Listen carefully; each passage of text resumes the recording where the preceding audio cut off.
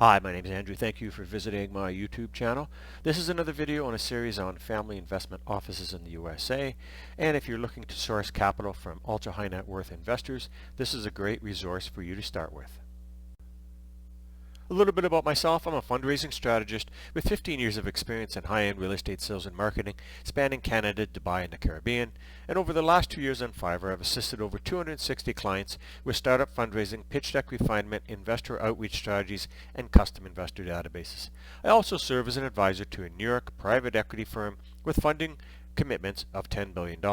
This group diversifies across multiple sectors, including income-producing real estate, and engages in debt or equity financing ranging from $10 million to $100 million for each project. You can learn a little bit more about my services by clicking my Fiverr link below. This video showcases Laird Norton Company in Washington, and they are one of the 425 family investment offices in the USA that are included in my exclusive database of investors. Company snapshot: they're based in Seattle, Washington. They're classified as a family investment office and real estate firm. Sector is general. Company description: Laird Norton, based in Seattle, is a diversified enterprise that invests in private companies and real estate.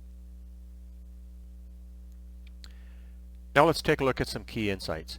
As one of the oldest family enterprises in the United States, Laird Norton Company, based in Seattle, boasts a rich history dating back to 1855, when it began as a frontier logging operation in the Midwest. Over 8 generations, the company has evolved into a diversified family enterprise with a reputation for its long-term investment horizon, collaborative ethos, and unwavering commitment to corporate citizenship. Today, Laird Norton Company remains deeply rooted in its founding principles, actively and patiently investing in private businesses and real estate. Their diversified portfolio includes direct investments in multifamily, office, and industrial assets with a focus on stabilized cash flow. They also engage in retail and industrial absolute triple net portfolios, aligning their investment strategies with their long-standing values of sustainability and responsible growth. In addition to their core investments, Laird Norton Company is dedicated to making a positive impact beyond financial returns. They operate 2 foundations and prioritize initiatives that support their people, the environment, and local communities. By fostering partnerships with like-minded individuals and organizations, Laird Norton Company aims to create shared prosperity and a lasting legacy that spans generations. Let's just take a quick look at some of their real estate portfolio.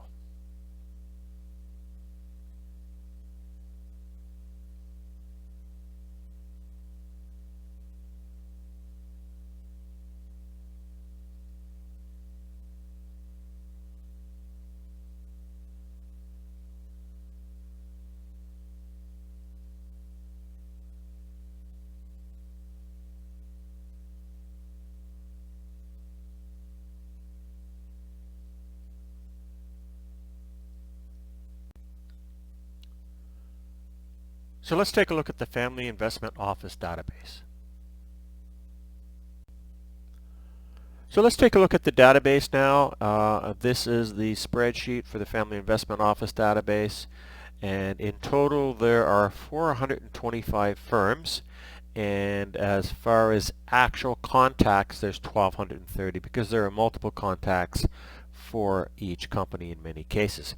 So you can see as I scroll down to the very bottom here, you're getting the first name and last name of the key contact. This database includes contacts, so you're not going to get any info at or admin at contacts, but you can contact them via the website, which is also included. So in that, you're going to get first name, last name, email ID, entity type. They're all family office, but it will show whether it's single or multi. The firm name, website, they've all been verified, which basically means I've already run this database through an email verification system, and every single website has been clicked. So they are all either family offices or wealth investment companies that handle the accounts of the ultra high net worth contact, and you would find those as multifamily offices. Now, one thing is important to keep in mind, that there are a lot of firms, or actually a few firms, that are selling family investment offices on the internet.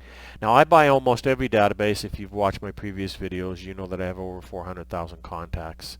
And one thing that happens with family investment office databases are they're usually very unclean, they're very unorganized, misclassified. In other words, this particular database came from 5,000 contacts. Yes, 5,000 contacts is a database that I purchased from a major group that had actually said that it was good as of 2024.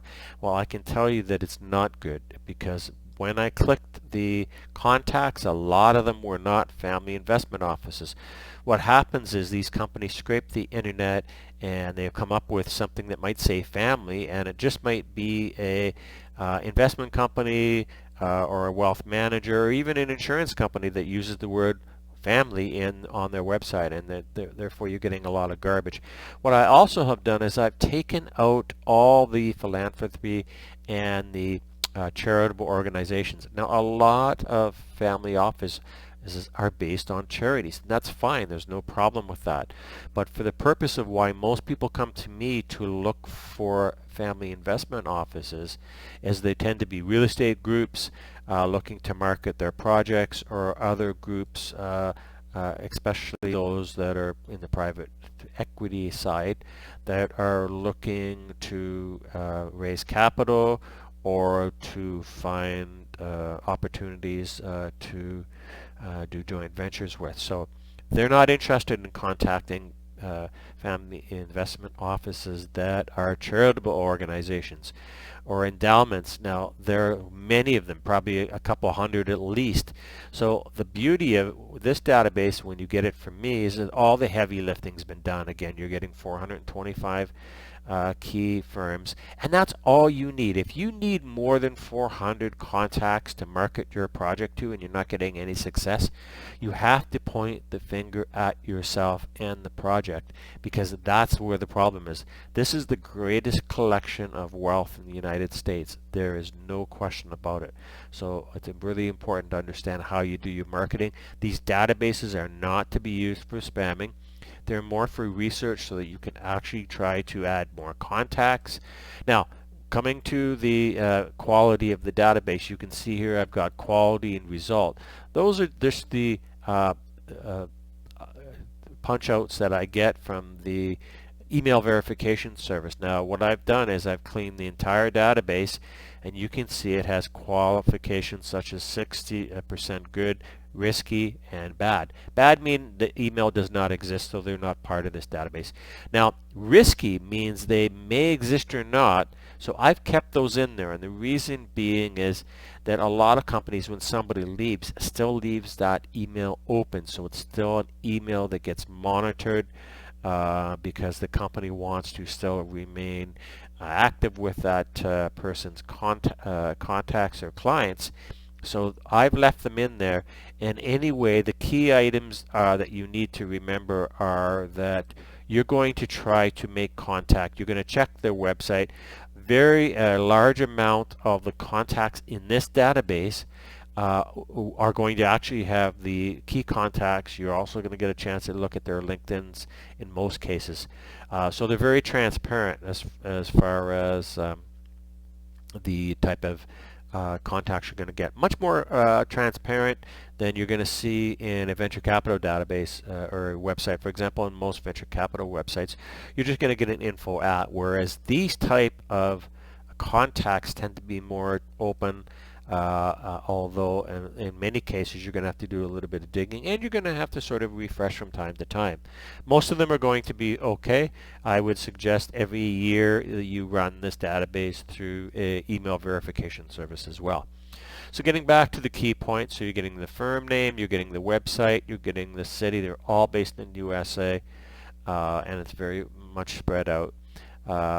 You're getting LinkedIn contacts as well. Now, I do not check LinkedIn's because most people don't change their LinkedIn addresses, of course, unless they retire. But for the most part, people change emails when they move from company to company, obviously, but they don't change the LinkedIn, so I left those as they are. It also allows you to possibly make other connections with people in their company, and you can see the date that they were verified was just last month, because we're sitting here in May 2024 right now, and these were all verified in April of 2024. So that is the spreadsheet of what's included in the Family Investment Office database, and you can contact me for more information on that. You can also check out my other gigs on Fiverr. I have a pitch deck review service that is really popular if you're getting ready to send your pitch deck out to investors. Let me take a look at it to make sure that it is actually ready to be sent out. I also have a guide to raising startup capital, 160 pages. I created this for first-time fundraisers. It'll teach you how to do pitch decks, business plans, and other key initiatives when it comes to fundraising and other fundraising gigs. And if you need help to write your startup pitch deck, if you've got a business plan already completed, I can actually get you started on that. So just check those gigs out on my Fiverr profile. For more information on my databases and fundraising services, click my Fiverr link below. Thank you for watching. Please like, share, and subscribe.